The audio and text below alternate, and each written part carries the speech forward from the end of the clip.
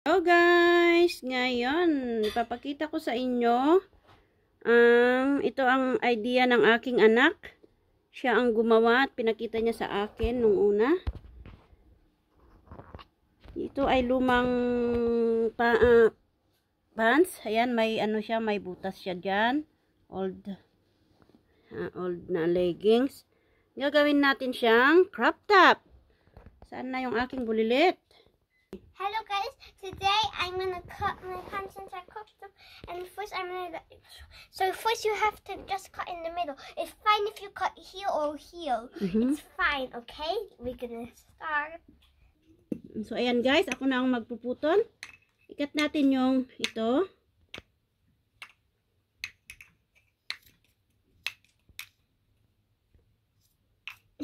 Yan natin yan. No, you don't have to cut. I will make it short sleeves. Ayan.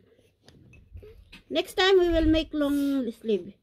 Ito ay short sleeve, okay? Look at this. I will just show you, but para hindi mapaling-paling is pwedeng ano. It looks nice when I do this. Ayan guys. Take a friend. Ayan, short siya. Ginakong shorts. And then ikat natin yung middle. How did I? Ikat natin yung middle.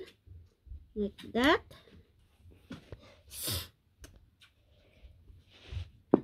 Guntingin natin yung...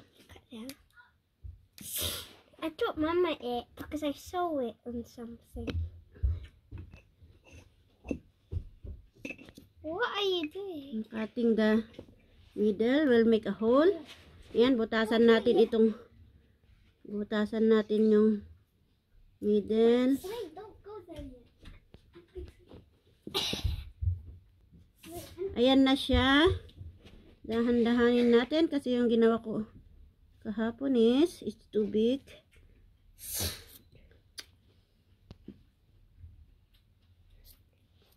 Kylie, that's my Kylie bulilit. My face is beautiful. Ayan guys, okay. Okay, can you try it? Yep.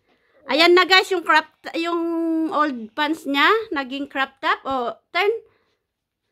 Wow, you see, it's so nice. Ito yung waistline niya. Ito yung waistline niya. Ito yung ano ng paa, the other one. And then ito yung nabutas ko sa puwitan niya. Naging v-neck. Kung gusto mong mas mababa, ipaguntingin mo pa pa ganyan. So beautiful! I'm gonna do this one. Yeah, that's Kylie's idea. Yan daw, napanood niya daw sa YouTube at ginaya niya. O, say bye-bye, guys. Thank you for watching. Okay. Yan ang aking anak na makulit. I will upload in my YouTube. Say bye-bye, guys. Thank you for watching. Thank you for watching.